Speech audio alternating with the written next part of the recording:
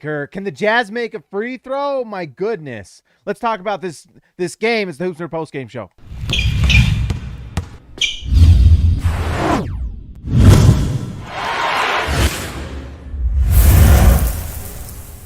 All right, guys, that was another tough loss for Jazz fans. 2 days, 2 losses. How are Jazz fans going to recover from that? I don't know. We'll figure out a way. But uh, Washington, you have to give them credit. They came in and they got another win. And I started to get some ideas, some thoughts while I was watching this. Let's pull up the box score. I haven't even looked at it yet. Of course, you have the monster shot from KCP at the end. After a jump ball that Neto beats Donovan Mitchell. And that was a weird play. I can't remember. It was Trib Jazz. I forgot. Eric, I can't remember his name. Tweeted out that Donovan said the ref was talking to them, and then mid conversation throws the ball up in the air, and it like threw Donovan Mitchell off. And then after the game, the ref tells them that he did it on purpose to surprise both of them. What is that? That is bizarre to me. How does how an NBA ref does something like that is beyond me. That is really strange, really bizarre, and I just think NBA referees are dumb. But credit to Raul Neto, who wins the jump, throws the ball out, 3-point dagger, game over. That was an unbelievable play, and you just got to give credit to him. Let's see, Kenny. By the way, welcome to thanks for being a part of the channel, Kenny, and thanks for being here tonight after a Jazz loss and late night. I didn't get to watch the game until later because I was at a party, and then I ate a carton of ice cream while I watched because I was tired, and I was glad I did because I watched the Jazz. So it's like I got the depression ice cream at the beginning while I watched. All right, and so it's like pre-depression activity. Anyways, let's just talk about the Wizards a tiny bit. Bradley Beal had just a huge night. No way around it. 37 points for Bradley Beal tonight. Let's see. And that is a season high. So we have 3 nights in a row that some random guy. Well, I guess I wouldn't say Bradley Beal's not a random guy. Last night it was Keldon Johnson with the Spurs. The night before it was what's his bucket? Can't remember. I'm tired. But you had a guy going off like crazy. And tonight it's Bradley Beal who takes advantage of that porous Jazz perimeter defense.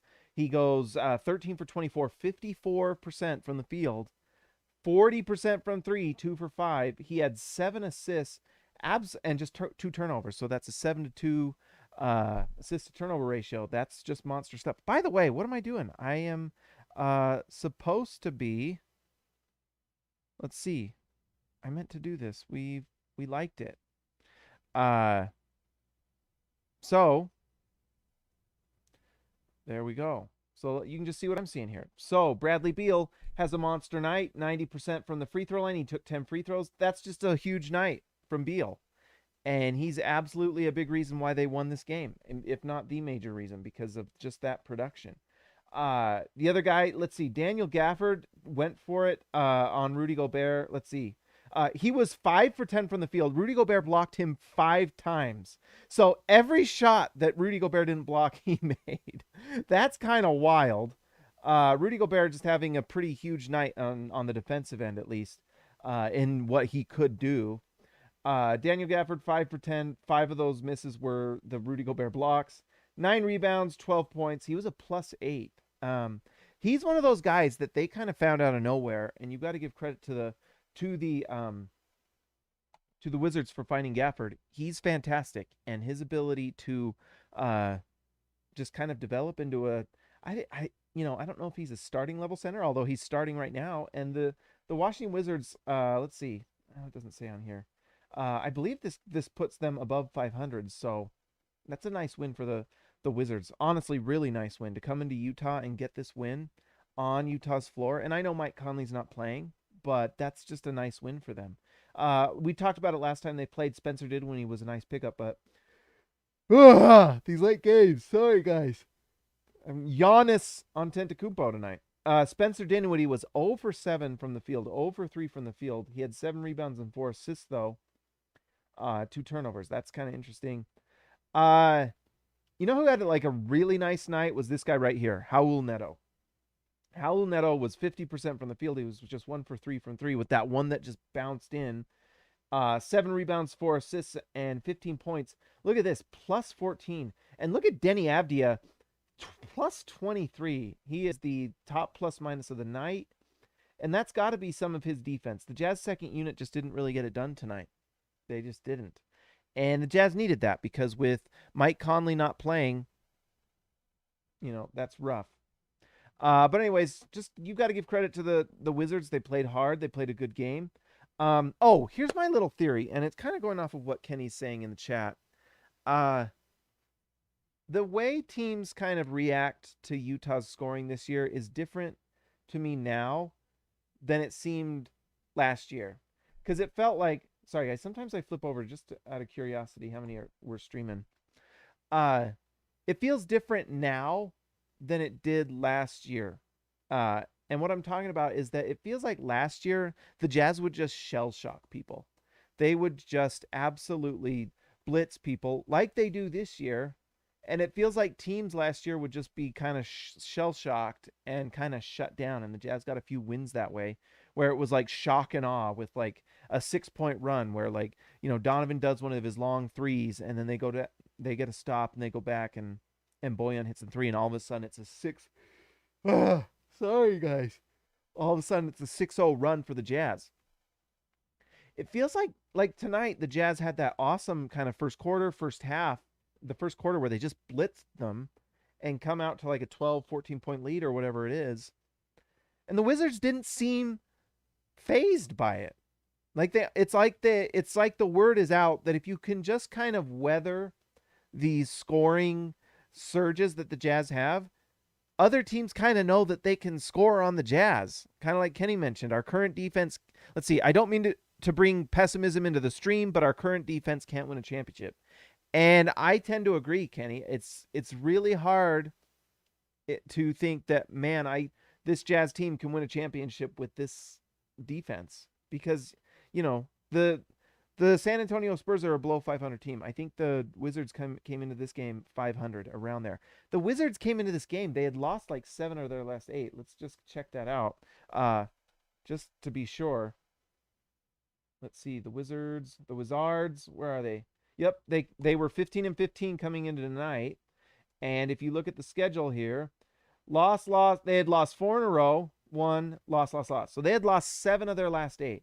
And they come in and they don't look phased or worried about the Jazz at all. Like, at any point did anyone on the Wizards look rattled by the Jazz? And that's kind of what I feel like certain teams are feeling. I felt like the Spurs were like that too, that they just needed to weather the Jazz scoring and that they would eventually just kind of erode away the lead and beat the Jazz. And that's what happened tonight. That's what happened with the Spurs. And then to close these games, the Jazz are struggling to close these games. And it goes off of what Kenny's saying with the defense. We can talk about the free throws, and the free throws were a problem tonight. If the Jazz just made their average free throw rate, they win this game. But the Jazz at the end of these games are just not getting stops, at least enough to win. They're just not. And if you have a team that has a Bradley Beal and has some of these guys that can knock down shots, like Bradley Beal is a shot maker. That is what he does. And he's going to bury you if you don't have that defense. And last show we talked about the mid-range deficiency for the Utah. Utah is a very bad mid-range defense team.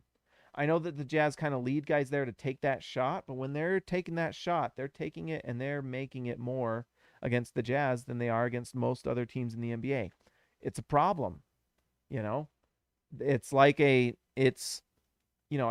look at what Quinn Snyder set up and it makes a lot of sense. It's funny. I just sat there eating ice cream like a chubba-lub and thinking about what Quinn Snyder's doing. I bet that Quinn Snyder's favorite image is just this guy eating ice cream, thinking about criticisms for him. But what I would say is that, I just lost my train of thought because that's ridiculous.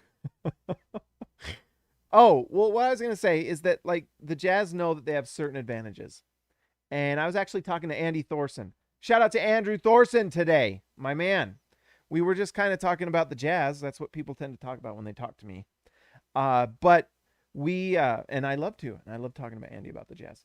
But anyways, I was talking to Andy about it, and I was just kind of thinking about it while I was watching the game on DVR tonight, and just kind of trying to get caught up.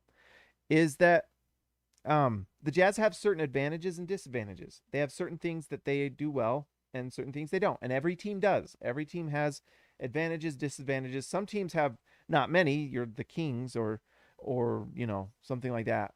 But the Jazz had like a specific advantage set up when they got Bojan Bogdanovic through free agency, that they had a lot of shooting. And they've really just leaned into it. They just went, say, hey, we're going all shooting. And that's who Quinn Snyder plays. Like, it doesn't matter if you're a good defender. It doesn't matter if you can make tons of plays. It doesn't matter if you're athletic, playmaker, blah, blah, blah, blah, blah. All these things. In the end, Quinn always chooses shooting, no matter what. Like, literally no matter what. It could be game 6 against the Los Angeles Clippers. You're up 25. Quinn Snyder still chooses shooting. Defense, we want to put in Trent Forrest or someone like that to defend one of their guards. No, I'm just going to keep Joe Ingles in the game. That's the thought process that Quinn Snyder appears to have. Well, the Jazz have kind of leaned in so hard to the shooting, so hard into the offense, that they have the number 1 offense in the league. And Kenny's mentioning that we have a championship offense. Yes, we do. The Jazz absolutely do. But at the same time, the Jazz have a pendulum right now, and it just bottoms out. And what I compare it to is like, has any of you ever played League of Legends? And have you heard the term glass cannon? Where you have, like, on League of Legends, you have a specific player whose only job is to kill other players, and they put all their stats into offense and damage. And then they have to have some sort of defensive player with them to protect them, or they just get broken down. The Jazz are a glass cannon. They've put all their resources into offense.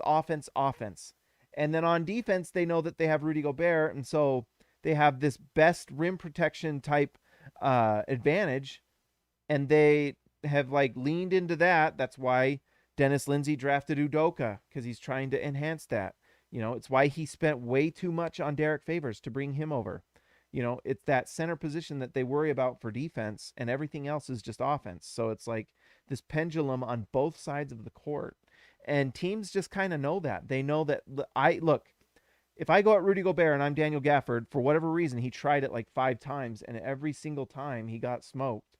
Every single time.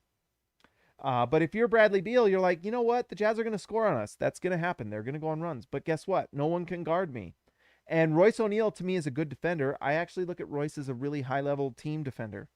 But if you think that Royce O'Neal is going to just be a lockdown guy and stop all these good guards in the league, you have not been watching the Jazz the last 2 seasons, because it's just not enough. And there are times where Royce O'Neal does a good job, but him alone is not enough. He's just not enough. And Kenny, you agree? Yeah, we're a glass cannon. The Jazz are a glass cannon. They absolutely are. And so in situations like tonight where you have runs, but if there's ever a crack or you have a certain player not play well or not shoot the ball, the glass can breaks and you get knocked out. And so here tonight, and obviously you don't have Mike Conley, so that has to be taken into account. But Bojan Bogdanovic had a decent night. 6 for 15 from the field, good enough. 40%, 50% from three though, so that's great. 3 for 6, 2 rebounds, 1 assist. Solid night from Bogey, but minus 11, because Bogey is a glass cannon player. He's just not a very good defender, or at least not a very impactful one. Like, I've heard people talk about Bogey that he tries, and I agree. I appreciate a guy who tries. But you know what? Like, there's a lot of things I've tried in my life that haven't gotten to the next level. Just because you try doesn't always mean it's good enough, He tries, but it's not always effective, and that's part of why you've got this minus 11. Worst plus minus on the team, actually. That's me. That's the first time I'm noticing that. Rudy Gobert did not get a lot of shots tonight, and that probably was from design by the Washington Wizards, but he had a nice night. 11 points, 19 rebounds, almost another 20-rebound night. He had 1 assist and 6 blocks. 5 of those were on Gafford. Unbelievable night from Rudy. Rudy Gobert was not the reason the Jazz lost tonight. Rudy came with the effort tonight. Donovan Mitchell looked really, really great. He looked superstar level again. 48% from the field. He was just 33% from three, so the three wasn't quite elite tonight, but 33% is not horrific. 4 for 5 from the free throw line. He had 32 points. He did have 5 turnovers and 5 assists. That 5 turnovers is rough, because those are things that if you can just get a few of those back, you win. The big story for the Jazz tonight, obviously, is right here. Let's see. 19 for 30 from the free throw line, 63%. And I think the Jazz put up their 65. The Jazz lost this one by 6. So if the Jazz make a few more of their free throws that they normally would make, 22, 23, they're probably in that game. And probably win the game, honestly. Rudy Gay's shooting has kind of come down to earth a little bit in the last few games. 2 for 6, 1 for 5. But really, this is the one right here. This hurts. When Mike Conley is out and you have Jordan Clarkson shooting 4 for 14 from the field and 1 for 10 from three, that's just really hard to overcome. 12 points. He did have 4 rebounds and 2 assists, and 2 steals. He does make some nice plays on the defensive end. You got to give credit to Jordan Clarkson. He does a nice job with that, but it's just really hard to overcome this. That's just really hard to overcome. He makes 2 of these like he normally does and goes 3 for 10, 30%, even 30%. The Jazz are tied and likely win this game. Instead, the Jazz do not. And so that's really tough. And this as well. It's just really rough go, And so I think is kind of a little feeling out there from other teams. Anthony Edwards made those weird comments about Rudy Gobert, and I think, and I'm not going to speak for him, he, if he really believes that he doesn't understand why people are afraid of Rudy Gobert, like ask Daniel Gafford tonight. He literally tried every single time he could to try to dunk on Gobert, and he just couldn't. He couldn't. Just like Bojan Bogdanovic couldn't guard Marcus Morris, Daniel Gafford can't dunk on Rudy Gobert. He just can't. And the other one, this is just like, Joe Ingles started tonight and the Jazz needed him to be better. And he actually was pretty decent. 6 rebounds, 2 assists. He had 9 points. He was 3 for 7. He just took 7 threes. And that's actually pretty good because 42% is great. But this is a negative on the defensive end right here, guys. And that's why he played less than any of the other starters. This is because he can't guard anyone. It's really a struggle. And in fact, there's a part of me that wants to go through and show some tape about why Joe Ingles is struggling. This right here is part of it. But let's see, Joe Ingles, 2 assists. Donovan Mitchell, honestly, you just got to give so much credit to Donovan. He's such a superstar. It's not even funny. The other guy who really struggled, Hassan Whiteside looked terrible tonight. Hassan Whiteside looked really bad. If Hassan has a better night tonight, the Jazz win. There's a lot of little reasons why the Jazz lost this game. But like, Kenny, we lost the game on a Joe Ingles guarded shot too. Yeah, not surprising. Good call on that one, Kenny. Good eye, my man. But Hassan Whiteside just was not good tonight. He was really bad, and he just looked slow. And I don't know if he's tired or sick or something, but 3 points and 4 rebounds is just not usual. For Hassan Whiteside, it's just not. And so that's just a rough night. So, just a tough night, just a tough loss for the Jazz. They couldn't make their free throws, couldn't get stops, and that's just a recipe for a loss, and that's what happened. Guys, let's see. Let's just adjust back. Guys, that's all I really got tonight because... Come on now. Okay, there we go. Because guess what? It's a loss, and I do appreciate everyone who's on the channel tonight. You guys are amazing. Let's give a shout out to our All-Stars tonight. These are the guys that are just... They make everything worth it. They make the show great. You guys being here all the time and supporting the channel, I can't tell you how much I appreciate it. Thank you for being here. Let's give a shout out to Baby Elliott Manson, X Sparks the Spot for Zintas, Jordan the Goat Besserell, Ryan Perry the Legend, Joshua Hansen the Danish Destroyer, and one Anton Warren, Ezekiel Ricibe, the man from down under, JT Buckets Wardell, Austin R. Grant, Editor Extraordinaire, Eric C., the C stands for Champion, Donald Schooley, schooling all of us, Darren Williams, the Carlos Boozer, Jorge Arrizaga, mi amigo de abajo, Lee Christensen driving the lane just in time, Justin Ty H. Patrick Kubo, the connoisseur. Robert Hall of Fame. And DW Jazz going all the way. Guys, that's all I got tonight. It's a rough loss for the Jazz. Really, they should have won this game for multiple reasons. Free throws.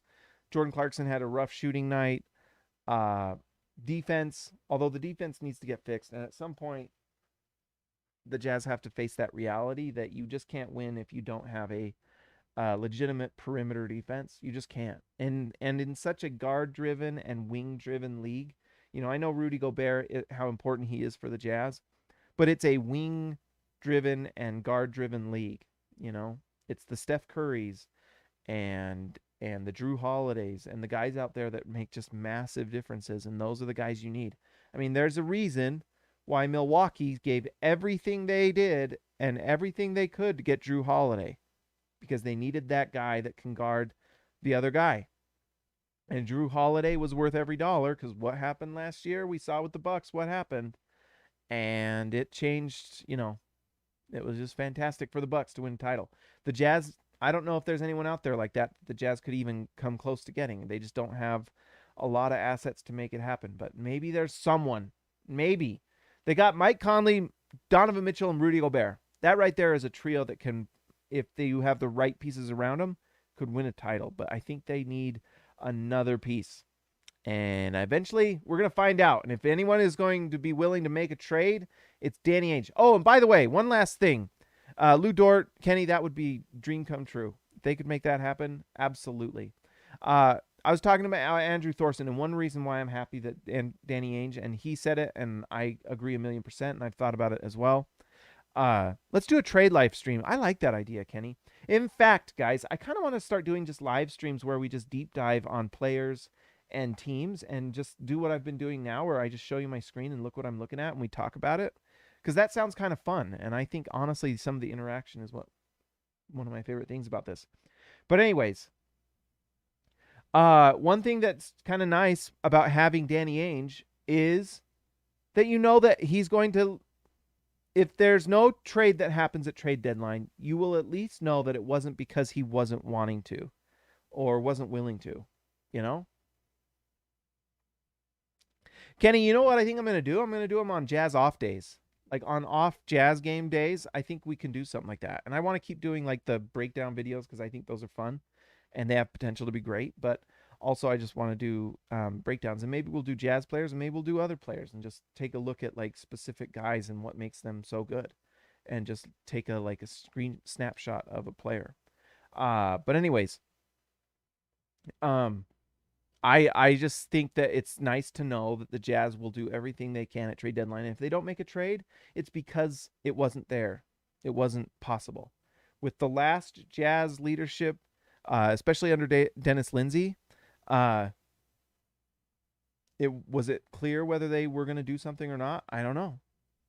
There's not that oh yeah, we know the Jazz are doing everything they can to get to the top. But with Danny Ainge, that there is no stone unturned. There is no GM that will not be called. Kenny, you guys, the breakdowns are fun to do. I'm going to keep doing them. And honestly, I might do some shorts even, because YouTube literally messages me about doing shorts, and I need to do them. I don't really know how to do them, but I need to do them. Anyways, guys, like and subscribe to the channel if you haven't already. Hit the notification button. And guess what, guys? You know what would be cool? Share these videos on Reddit. It feels like that's like the social media that can help these things grow. And guess what? If I share them, I get removed from channels. So if you watch this channel and you love it, I would appreciate you sharing it in a Reddit thread that you like, or somewhere on social media where people can learn about it, because I just feel like people don't know what we're doing. And it is hard to break through this YouTube algorithm. It is just hard. So if you could do that, I would appreciate it. Anyways, guys, I will talk to you